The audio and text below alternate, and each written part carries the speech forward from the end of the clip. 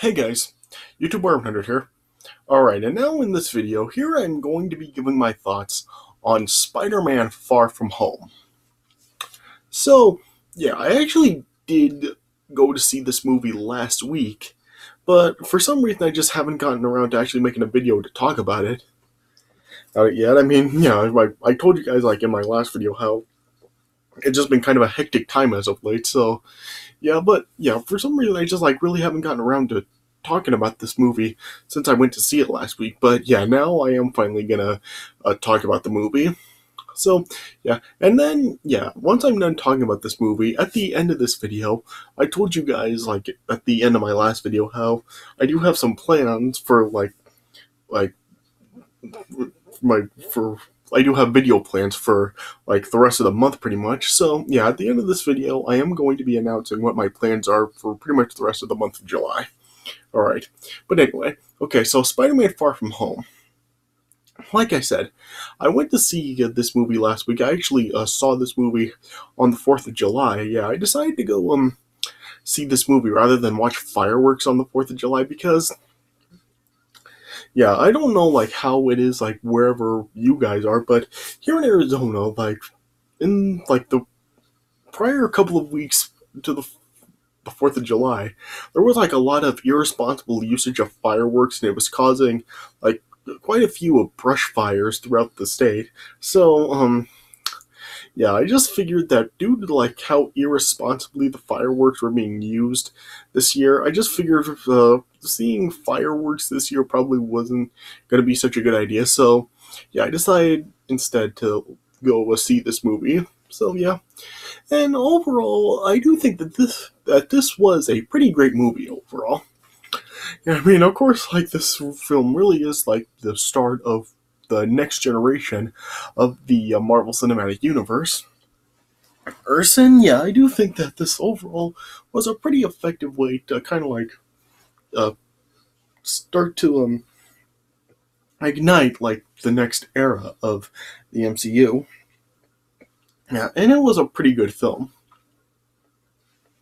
I mean, yeah, there wasn't really like much continuation of this film, like from Homecoming or Endgame, in this film. But yeah, I guess I can kind of like really see why, since like this film really isn't really, like set around like any continuation or sequels to the events of either, and how this really is the start of kind of like a new generation. I can kind of like see why there really wasn't much continuation in this film. But yeah, for the story that this film told, I did really enjoy it. I mean, yeah, I think the trailers for this film were like kind of misleading because, yeah, of course, like as usual, this video is going to contain spoilers for the film once again. But yeah, this film has already been out for weeks, so I'm sure like a lot of people probably have already seen it. But yeah, if you haven't seen it yet, I mean, just like I said in my Toy Story 4 review, my video on Toy Story 4 that I just did, yeah, it's been out for like quite. That film had already been out for a few weeks, and yeah, this film has already like been out for pretty much a week too. So a lot of people probably have seen it, but if you haven't seen it yet, you may not want to watch this until you actually have seen it. But anyway, yeah, if you do like are okay with it, or yeah, the chances are you have seen it. Yeah, no, yeah, nothing is stopping you. But if you haven't and you don't care about spoilers, you can continue watching this and just let's be spoiled when you go see the movie. Right, but anyway, yeah, like I was saying, the trailers for this film were like kind of misleading because the trailers for this film were really kind of making it seem like Spider-Man was like really going to go into like other dimensions with Mysterio and like fight off like all these like other villains, and that's not what this film really was about at all. Yeah, what this film really was is like as the title is said, Far From Home. This film like is was about like Peter like going on a class trip with like his other classmates to Europe and stuff. So yeah, he's on that trip, and then like he ends up like being recruited by like Nick Fury, and he's just like telling Peter about like how like Quentin Beck, he's like of like who he is and where like kind of like what his backstory is. It was at least like what like he's heard about Quentin Beck, and so then yeah, like Peter and Beck are then like assigned to really like work together to take down like these supposed evil forces, though it's eventually like revealed like what is actually going on in this film. Yeah, I do like how this film really does like sort of like take a really nice like uh twist on like Quentin Beck that really wasn't actually spoiled in any of the trailers. Yeah, of course, like he's Mysterio in here, so yeah, like Mysterio is one of Spider-Man's enemies. So yeah, you can kind of guess like what does happen with him in this film, which I will talk about in this video. But yeah, and I do think that Jake Gyllenhaal overall as Mysterio, he was pretty good. But in the film, yeah, I was always saying how I would have kind of liked to see Jake Gyllenhaal actually play Spider-Man because, yeah, one of my like thoughts for a Spider-Man film is a Spider-Man film where just like where there's like an older Spider-Man and one that's not really like a teenager and in school or anything. And I would say like Jake Gyllenhaal would always be like the one that I would kind of like to see play Spider-Man. Yeah, just because I would have like I'd be interested in kind of like seeing like a different sort of interpretation on Spider-Man and just kind of like seeing him like older, pretty much like as a full-grown man now. I guess it is like that is sort of like kind of like what we got with Peter Parker in like that Spider-Man Spider-Verse movie that was just released this past winter. So yeah, I guess like that is something that we kind of like did like get with Peter Parker in that film. But yeah, I would like I was always saying that I would like kind of like want to see something like that in like another live action Spider-Man film. But yeah, and I did like think it was like interesting that they did actually get Jake Gyllenhaal to be in this movie. So yeah, I've always just found it interesting ever since I heard Jake Gyllenhaal was going to be in this film. Yeah, yeah, and everybody in this film, overall, they do pretty good. I mean, this film pretty much still like does have overall the same cast that Homecoming had. Yeah, you still, of course, do have Tom Holland reprising the role of Spider-Man. There's still like characters like Marissa Tomei still as Aunt May. Jon Favreau is in this film again as Happy. But yeah, and you like still pretty much have all like the actors who like played Peter's classmates in the and Homecoming back in this film as well. Like you still do have like Ned and Flash and there's Peter's a teacher. There's of course Michelle or MJ as like she said that she's called at the end of Homecoming. Yeah, MJ is still in here, and yeah, they are still like all like played by the same people that did play them in Homecoming. So yeah, you just have just about like pretty much every actor from Homecoming back in this film, and of course also in this film there's Samuel Jackson as Nick Fury, as well as Maria Hill is in this film as well, and through like some archival footage, like it shows that Jeff Bridges and Robert Downey Jr. do appear as like Stain and Tony. Like I said, it's through like archival footage used from like Iron Man and Civil War and stuff, and so yeah, and yeah, everyone does like still like do pretty good in the film.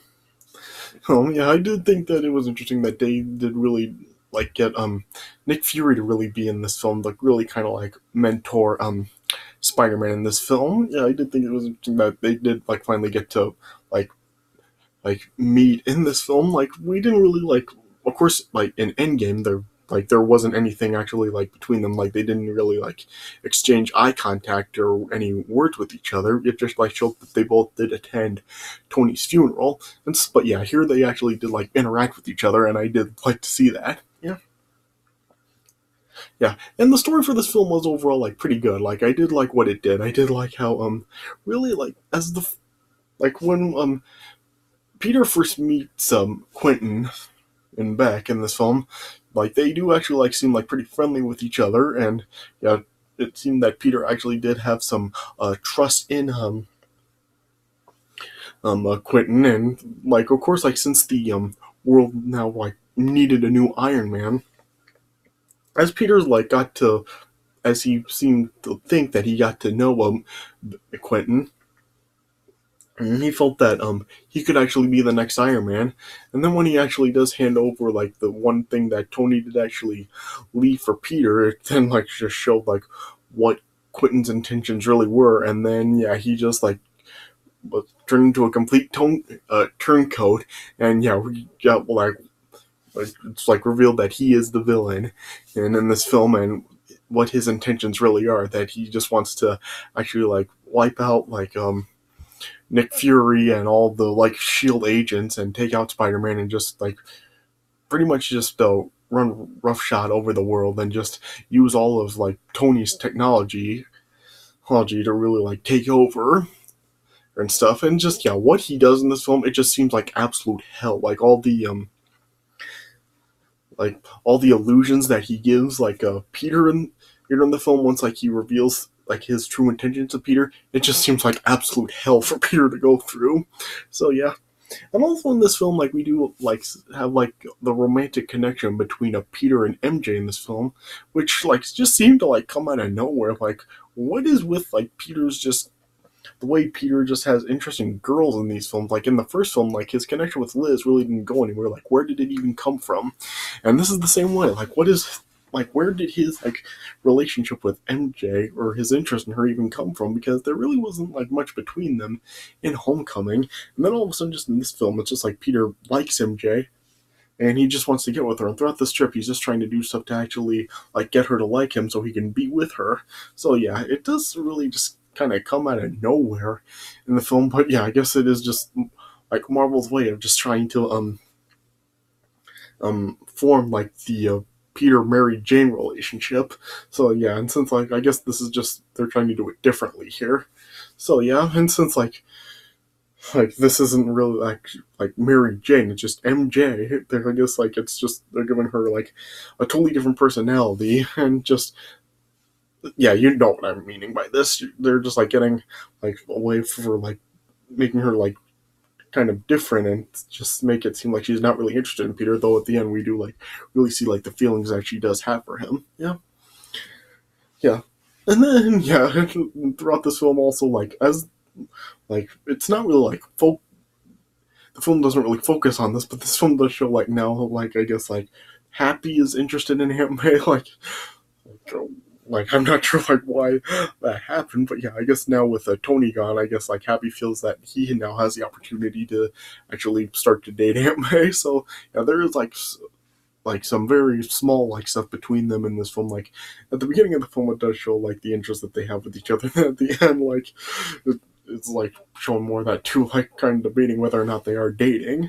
So yeah, but yeah, overall, like yeah, I could probably like go on about like all the like subplots and elements about the film, but yeah, I really won't go that far because I really don't want this to be like a 40-minute video. But yeah, it was a pretty great film, I think, and yeah, I really do think that it is a good way to kind of like start off the next generation of the MCU. So yeah, okay, so I guess I'll just talk a little bit about the plot. I mean, I already have like talked about like a lot of the subplots in the film, so I don't really think I really need to go like in super detail for this. So I think I'll just like kind of like skim right through the plot of this film to talk about as much as I can that I haven't already talked about. So yeah. So as the film opens up, it does show that Nick Fury and Maria Hill are investigating like some sort of natural storm in Tenko. Yeah, yeah, and then and it shows like they eventually like end up coming across the Earth Elemental. And then it shows that Quentin Beck then arrived to fight off the creature. Yeah, and then it then like cut inside to New York, and then it just shows that like Peter and his classmates are like starting to organize like a 2 week summer trip to Europe, and then yeah, of course, like this film is like set like very shortly after the events of Endgame, and yeah, Peter is still very distraught over Tony's passing, and then like he is like wanting to really confess like the growing feelings for MJ, okay, and avoid his heroics, but then like just is like showing like every time he's like trying to do something to really like get with MJ. Like none of his plans really end up working. Yeah, yeah. But then eventually, like after like there's a fundraiser, Aunt May's whole thing where Peter makes an appearance as Spider-Man. Happy then ended up arriving, and he was just like telling Peter that Nick Fury wants to talk to him, and Nick Fury is like trying to call Peter on his phone, but Peter keeps ignoring Nick Fury's calls.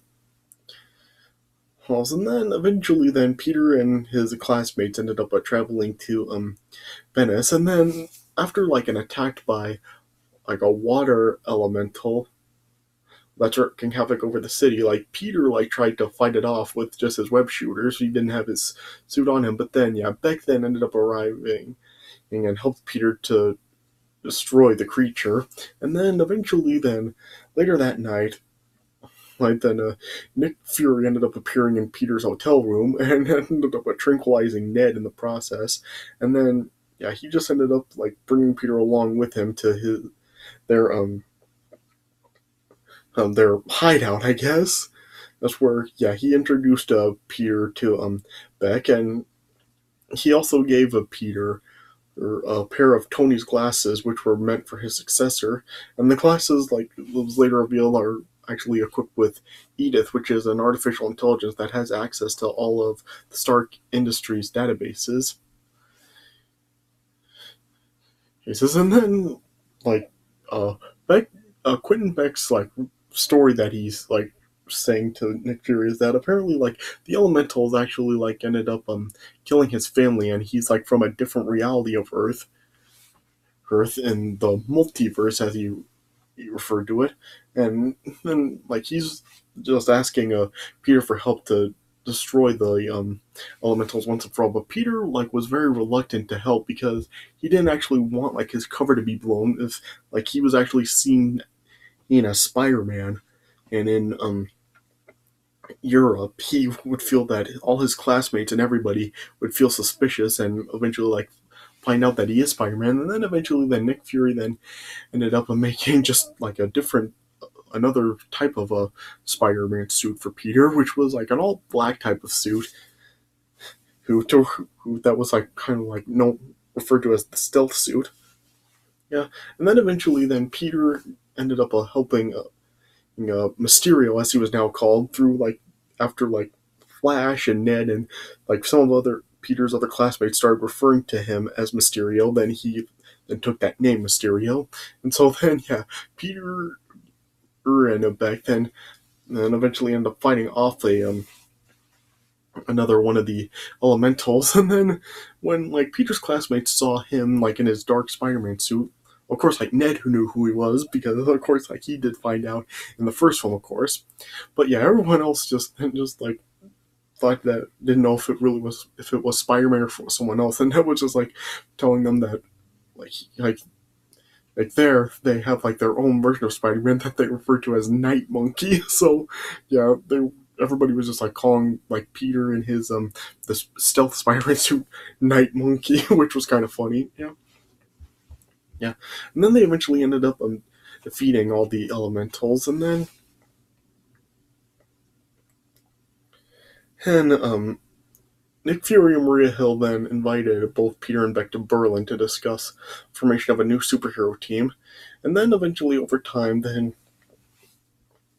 and Peter then like felt that Beck was worthy of actually becoming the next Iron Man, and then yeah, Peter then handed over Edith to Beck.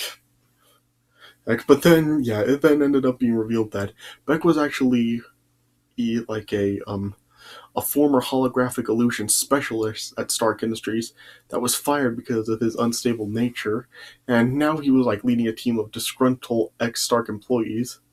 And using advanced projector drones to simulate the elemental attacks to masquerade himself off as a hero. So all this stuff with like the elementals attacking, it was all just illusions. It wasn't actually happening, and he's just like using this as just to really be passed off as a hero by everybody, but he's not really actually doing this stuff. So yeah, an interesting twist there where it was something that I could kind of see coming since Mysterio is like one of Spider-Man's villains, but yeah, none of the trailers actually did spoil his betrayal like that. So I did like how they like were able to pull it off without actually spoiling it. Yeah. Yeah, and then eventually, then as Peter was talking to MJ, then she eventually ended up deducing Peter is Spider-Man. But then they eventually like found a piece of debris. Yeah, that was actually a simulation of the air element, one of the elementals, and then they eventually like realized that like Beck is not who Peter and Fury and Hill thought he was. So then, and yeah, Peter then like tried to travel to Berlin to tell Nick Fury about it, but then yeah, Beck then eventually like discovered that MJ took his evidence of deception, and so then he decided that MJ had to die since she knows what he's up to. And so then, as Peter then like arrived in Berlin, he then like seemingly met with Nick Fury, but then it was like revealed that this was just an illusion created by Beck. And then yeah, Beck then just put Peter through absolute hell, giving him all these different illusions. Like Peter just had absolutely no idea what was going on and stuff. And then eventually, and Nick Fury, he ended up subduing Beck. And then Nick Fury just like told Peter to reveal anyone that has knowledge of the deception, and then but then like it was then revealed that this is just another illusion as well. Oh, but yeah, Peter then ended up just being hit by a train and being injured pretty badly. But yeah, he ended up surviving, and then he eventually was able to get a hold of Happy, and then Happy came to Peter's rescue, and was like mending his wounds and stuff, and then yeah, they were just like Peter was then just saying like how lost he is without Tony, and that he just misses him, and Happy just says that he misses him too, and knows like how hard it is to cope without him. And but then yeah, once Peter figured out that his friends were headed to London and Beck was going there, and Happy then like helped Peter fly to London, and also like revealed a suit manufacturing machine left by Tony, which Peter used to make like a customized spider suit for himself. And so then, and then once they eventually arrived in London, Beck then was using Edith to just make his biggest illusion of a fusion of all four of the elementals, and he was just using this as a cover-up to kill MJ and all Peter's other classmates that know of the secret. And Happy then like tried to like get all of Peter's friends like MJ, Ned, Flash, and everyone else to safety, as Peter then tried to fight off a Beck, and eventually then Peter then was able to regain control of Edith and break through all of Mysterio's illusions and defeat him, and Beck eventually also ended up being killed by a misfired drone gunshot, and then yeah, ended up dying. And then Peter then ended up getting with MJ. They fell in love with each other, and started the relationship. And then then the film just ended with all of them like going back home. And then Peter then like saw the relationship that Happy and Aunt May are now having, and then it just ended with Peter as Spider-Man just swinging through the city with MJ, and then the movie then cut to credits with the song "Vacation" by the Go-Go's playing, which I guess was fitting since like they went on vacation in Europe. Yeah, but then then we had the post-credit scene, where like Peter was finishing flying with MJ, swing with MJ through the city. But then it then like had a news report from the Daily Bugle, and then it actually showed J. Jonah Jameson in there, and yes, J.K. Simmons ended up reprising the role. So they brought back the best thing about the entire Spider-Man movie franchise. And then it just like showed how Jameson was just like blaming Spider-Man for the elemental attacks, and pretty much saying that Spider-Man ended up murdering Mysterio through like doctored footage of the incident, and that was filmed by Beck. And then yeah, it then like showed then at the end of the video, Beck actually like revealed healed that Peter Parker was Spider-Man. So yeah, just oh man, he is in so much trouble now. Like what is going to be in store for him next? So yeah, and then you had like a funny post-credit scene where it showed that it had Talos and Soren from who were the Skrulls from Captain Marvel. It showed that they were actually masquerading as Nick Fury and Hill all along, and it showed that the real Nick Fury was commanding a Skrull spaceship. So yeah, kind of an interesting twist how this wasn't really Nick Fury and Maria Hill after all. So yeah, kind of interesting, and interesting to see the Skrulls there. Since this is not actually Captain Marvel. So yeah, really interesting that. But yeah, with that thing, just that moment where now Spider-Man's identity is revealed, just ooh, he is just in so much trouble. Like, what's he going to be in store for? What are they going to do with Spider-Man next?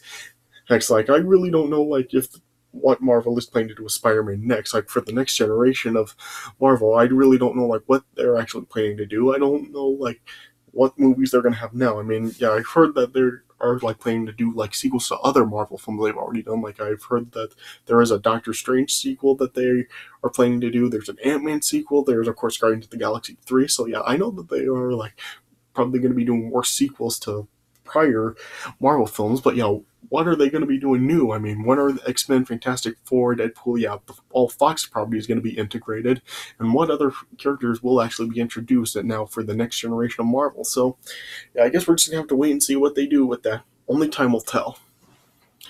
All right, but yeah, and also of course like will like is Venom ever going to be integrated with Spider-Man? Like, there was no Venom in this film once again, but yeah, Sony has said like their Sony Marvel universe, which Venom started, is of course like still like sharing the same universe with the MCU. So, is Venom ever going to be coming over to Marvel, or will Tom Holland actually like cross over to the Sony Marvel universe and make an appearance in like the Venom sequel or something? Like, yeah, I've already talked about this before. I just don't know what to expect. Like, will Spider-Man and Venom ever cross paths? Will Tom Holland and Tom Hardy's characters ever cross paths? Whether it's Venom coming to Marvel or Tom Holland actually going over to Sony's Marvel universe and make an appearance in like the Venom sequel or something. So yeah, I mean, I guess like that opens a possibility now. Like with everybody like with Spider-Man's identity being revealed, I guess it like opens that door for possibilities of him to kind of like do something to like get involved with Venom. Like, who knows? Maybe like part of the Venom symbiote will actually like bond with Peter Parker, and that'll probably make him stronger to protect himself better. I guess that opens the door for an opportunity, but yeah, you just never know. We're just gonna have to wait and see what happens with Venom and Spider-Man. Like, only time will tell to see if they will ever cross paths. But yeah, this was a great film overall, and a nice way to like start off the next generation of the MCU. So yeah, it is definitely worth a watch if you haven't seen it yet. So yeah, if you haven't seen it, go check it out. All right, so I guess that's all I really have to say about Spider-Man: Far From Home. Okay, but now I'm done with that. Now I am going to be announcing what my upcoming video plans are. So yeah, of course, like with Spider-Man: Far From Home, and just like with Marvel, the Marvel Cinematic Universe in general, of course, like these have just really been like just fantastic films. They really have taken comic book films to a whole new level, and they just have really like been just absolute masterpieces. But yes, a lot of people probably may know, prior to the Marvel Cinematic Universe, Marvel didn't really have the best track record when it came to like films based on their characters. Well, yeah, I shouldn't really say Marvel, but yeah, films that were based on like Marvel properties really did not have the best track record. I mean, like it was particularly like in the like early to mid 2000s, like movies based on like Marvel properties really didn't have the best track record. I mean, there were like some that were like good. Like of course, like there was like the original X-Men trilogy as well as like Sam Raimi Spider-Man trilogy. Like those films, like of course, like were like really good, and people do like know those. But yeah, you can't forget like at the same time, like as those films were being out, like there were like several movies based on like Marvel properties that really did not turn out very good. Yeah, there were like quite the number of films based on Marvel properties that really yeah, just really were not very good.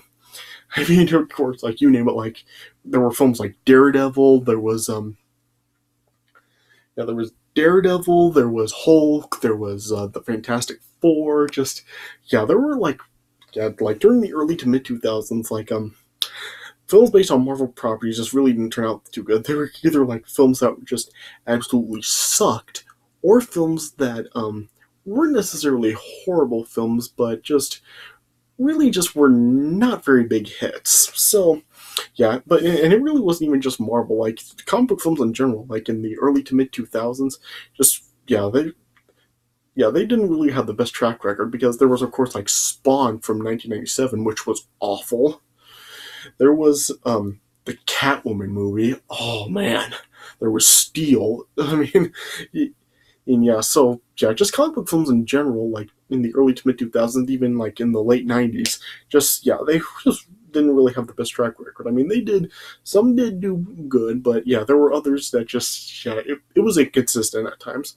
So what I'm going to be doing for pretty much the rest of the month of July is I'm going to be taking a look at the films based on like Marvel properties that really just did not turn out very good. And yeah, but yeah, so I'm just gonna be going over like those films like Daredevil and Hulk, Fantastic Four, just yeah, just like the more films based on Marvel properties that like were released like during the early to mid 2000s that just really didn't turn out very good. Like I said, the films either just like really sucked or just films that weren't horrible, but just weren't very big hits. So yeah, I'm just gonna be going looking through like various so yes those films and just yeah, I'm gonna be looking through them. Like I have seen some of them, but some of these films I am gonna be looking over are some that I have not seen. So I'll get the opportunity to see some of these other films I haven't seen as well. So yeah, so are these films really as bad as people say, or are these films just like really underrated and don't really deserve the hate that they get? Well, throughout the rest of the month of July, I'm gonna find out. So throughout the rest of the month of July, I'll be taking a look at I decided to just call these Marvel stinkers. So yeah, throughout the rest of the month of July, I'll just be reviewing Marvel stinkers. So yeah, stay tuned for my reviews of those coming up for the rest of the month of July. All right. So yeah, that's what I'm going to be doing for the rest of the month. So stay tuned for that. All right. All right. So I guess that's all I really have to say about it. So this does it for my review. Well, not review, but my thoughts on Spider-Man: Homecoming and what I'm going to be doing for the rest of the month. So stay tuned for that. All right. But I hope you guys did enjoy what I had to say about Spider-Man: Far From Home. Check it out if you haven't seen it yet. All right. But I hope you guys did enjoy this video. So thanks for watching, and I'll see you guys later.